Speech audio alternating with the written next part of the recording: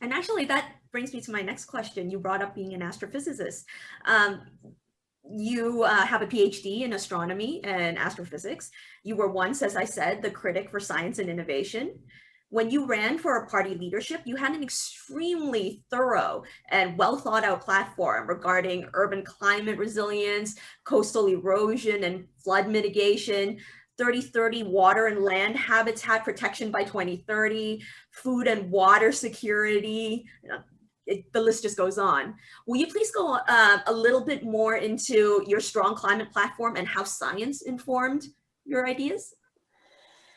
Yes, scientific mindset for sure did. I know I can't claim responsibility for my platform. I am extremely proud for what we put forward, the 118 pages of accessible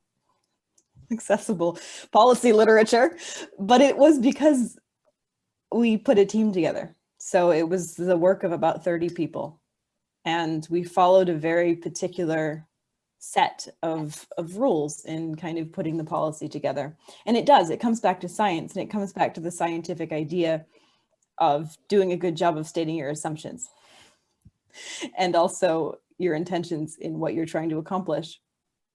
And that's what I actually find is always missing from evidence-based policy. People will say, we're following the evidence. I'm like, I have no idea what you mean at all. What evidence are you following? And what are you trying to do? Because somebody will say, oh, I'm trying to solve a housing crisis. And I'm like, yeah, that doesn't mean anything to me. Who are you prioritizing? What are you prioritizing? Are you trying to make sure everybody has a home? Or are you trying to make sure there's enough units in your market? And those are fundamentally not solving the same problem. So for me, from my version of an evidence-based approach, you state what your values are first, and you state what your assumptions are. Are you assuming that the current economic model works, or do you think it doesn't? And we need to go to something more fundamental. So that's where we started. And we did that for pretty much everything. We said, what are our values? What would we like to see? And then let's look at the available research evidence for everything to see what we could accomplish through it and see how it matches our values. So it's kind of an iterative process, where you go back and forth, where you say, what are we trying to achieve? Why? And then how best to get there. And when you're looking through the evidence, you may find that you weren't exactly right about something that you felt like you were right about. So you can't accomplish something the way you hoped.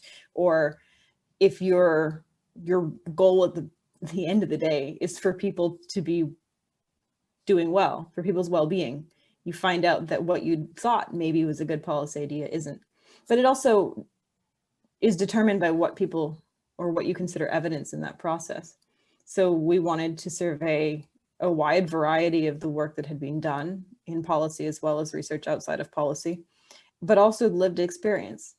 So I think what ends up happening is, I mean, bless all the researchers in the world, but when we, for instance, put our policy together on sex work, we consulted sex workers, because no matter what people say something will accomplish, you don't know what the impacts are like until you talk to the people that it directly affects. And so that to us is also evidence. And then you want to put it through, the process of making sure it's something everybody can understand. Right. And so, yeah, it was absolutely founded in science, founded in scientific method, founded in evidence, and with the concept of balance running through the whole thing, that what you want to put forward is something that's achievable and something that you can have difficult conversations, sure, about to get people on board, but it's doable. And yeah, a lot of it was also directly scientific, like you said, talking about coastal erosion, or actually having a climate platform, which is what we tried to do.